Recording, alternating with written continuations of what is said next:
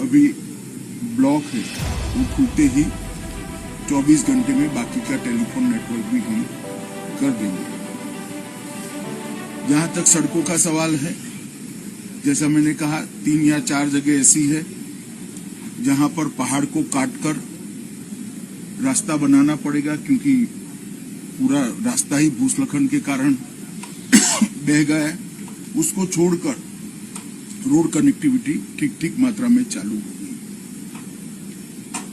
3500 से ज्यादा लोगों को रेस्क्यू किया गया और 16,000 से ज्यादा लोगों को प्रिकॉशनरी इवैक्यूएट किया गया है। और इसके कारण कोई भी टूरिस्ट की कैजुअलिटी अब तक सामने नहीं आई। एनडीआरएफ की 17 टीमें, एसडीआरएफ की 7 टीमें, पीएससी की 15 कंपनी, फायर ब्रिगेड, पुलिस के 5,000 से ज्यादा जवान ये पूरी मुहिम में आज भी जुड़े हैं और लोगों की मदद करें। रिलीफ, स्वास्थ्य सुविधाएं और रिलीफ कैंप में खाने पीने की बहुत अच्छी व्यवस्था राज्य सरकार के द्वारा की गई है और मुझे भरोसा है कि नॉर्मल स्थिति बहुत कम समय के अंदर होगी। पहले दिन से ही संकट की इस घड़ी में प्रधानमंत्री नरेंद्र मोदी जी ने मुख्यमंत्री जी के साथ कई बार बात करी है और भारत सरकार की पूरी ताकत जो देवभूमि की इस आफत में मदद में आ सकती है वो लगाई है। यहाँ पर हमारे ज्वाइंट सेक्रेटरी गृह विभाग के आए हुए हैं, ये आज यहाँ रुकेंगे। एक रफ प्राथमिक अंदाज भी नुकसान का लेंगे और कुछ ही समय में 1-2 दिन में स्थिति नॉर्मल होते ही गृह विभाग की ओर से सर्वे की टीम भी आएगी और हम मदद भी करेंगे। मगर ऑलरेडी 250 करोड़ रुपया 1-1.5 महीने पहले ही, क्योंकि यहाँ पर आपदाएं आती रहती है, तो डिजास्टर मैनेजमेंट डिपार्टमेंट की ओर से 250 करोड़ रुपया कुछ महीने पहले ही यहाँ पर ऑलरेडी एडवांस में भेजा हुआ है। इससे काम चालू हो गया है। राज्य सरकार भी अपने खजाने से काम कर रही है। मैं देवभूमि की जनता को इतना ही कहना चाहता हूं कि संकट की इस घड़ी में भारत सरकार हर तरीके से देवभूमि के साथ खड़ी है। हमारे मुख्यमंत्री पुष्कर सिंह धामी ने आज सुबह यहाँ के गवर्नर साहब, मुख्यमंत्री जी, आपदा प्रबंधन मंत्री, हमारे सांसद अनिल बलूनी और भारत सरकार और राज्य सरकार के अधिकारियों के साथ इसका हवाई निरीक्षण किया। लगभग 2 घंटे के निरीक्षण में ढेर सारी चीजें देखने को मिली जो यहाँ पर तबाही हुई है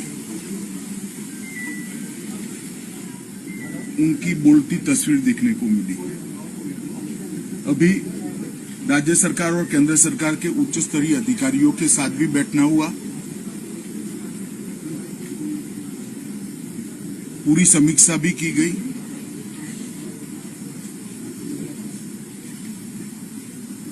एक बात ये सुनिश्चित निकल कर आई कि भारत सरकार की ओर से समय पर चेतावनी मिलने के कारण बहुत कम मात्रा में नुकसान हुआ है। कम से कम जान हानि बहुत कम मात्रा में हुई। माली नुकसान पानी की गति और पानी के बहाव पर निर्भर करता है, परंतु जान हानि उसके प्रकोप के कंपैरेटिवली कम हुई। 16 तारीख को लगभग 2:30-3 बजे ही भारत सरकार की ओर से चेतावनी मिल गई।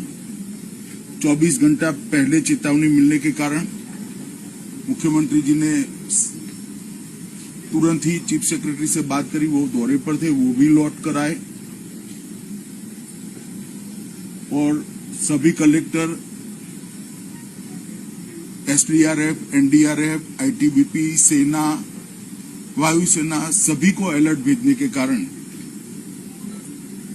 बहुत सारा नुकसान रोका गया है। जितने भी मोबाइल यूजर थे उनको भी अलर्ट मोबाइल पर समय पर भेज दिया गया था, जिसके कारण अकारण आवाजाही कोई न करे। चार धाम के यात्रियों को भी जहां थे वहां सुरक्षित जगह में बारिश शुरू होने से पहले ही रोका गया। इसका ही परिणाम है कि अब तक चार धाम के यात्रियों में से किसी हताहत होने की समाचार नहीं आया है। यात्रा अब शुरू भी कर दी गई है। जितने भी मोबाइल यूजर थे उनको भी अलर्ट मोबाइल पर समय पर भेज दिया गया था, जिसके कारण अकारण आवाजाही कोई न करे। चार धाम के यात्रियों को भी जहां थे वहां सुरक्षित जगह में बारिश शुरू होने से पहले ही रोका गया। इसका ही परिणाम है कि अब तक चार धाम के यात्रियों में से किसी हताहत होने की समाचार नहीं आया है। यात्रा अब शुरू भी कर दी गई है। NDRF, army, ITBP, SDRF, state response टीमें, फायर ब्रिगेड, ये सब बारिश आने से पहले ही अलर्ट होने के कारण मौके पर थे। हेलीकॉप्टर भी बारिश आने के पहले ही अलर्ट कर दिए गए थे, यहाँ उपलब्ध भी थे। माननीय प्रधानमंत्री जी ने भी समय पर सेना और एनडीआरएफ के मोबिलाइजेशन में सूचनाएं हम सबको दी थी। सेंटर वाटर कमीशन और इरिगेशन डिपार्टमेंट का कोऑर्डिनेशन भी अच्छा रहा। इसके कारण जो जल स्तर बढ़ा उसको मैनेज करने में बहुत फायदा हुआ, अन्यथा वहीं पर भी जानहानि होने की संभावना थी।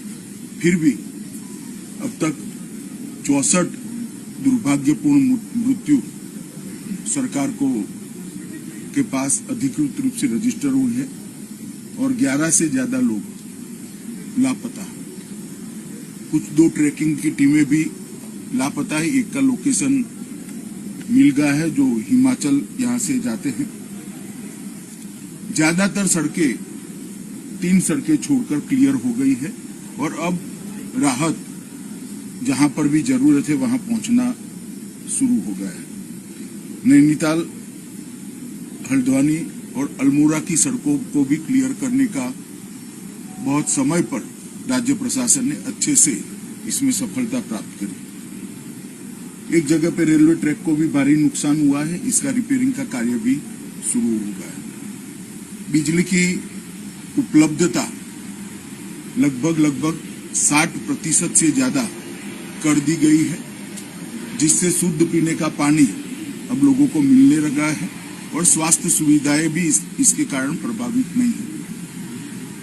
जो पावर स्टेशन पूरे के पूरे डूब गए थे, डिस्ट्रीब्यूशन सेंटर डूब गए थे, उनको जो 48 घंटे का समय चाहिए पानी जाने के बाद का, वो समय समाप्त होने के बाद तुरंत ही उनको शुरू कर दिया जाएगा।